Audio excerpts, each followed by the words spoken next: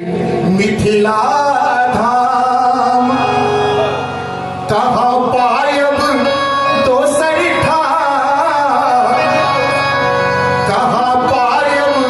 दोसर ठाम,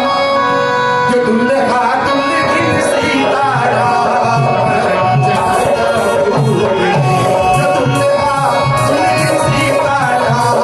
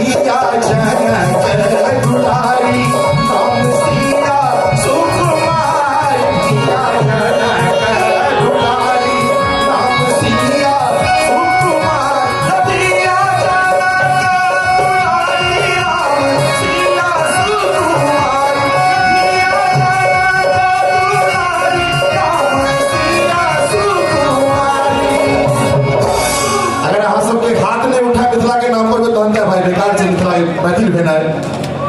लखिया जनक दुलारी नाम सिया सुकुमारी, राम जी कैलन ससुरारी, राम जी कैलन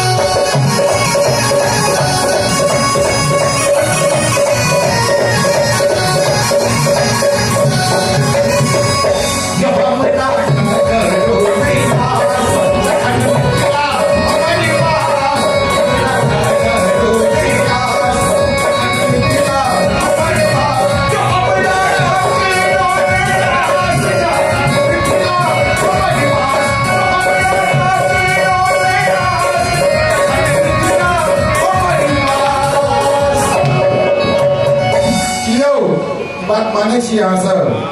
जे हमरा ककरो नहीं आस, जखन मिथिला हमर बास,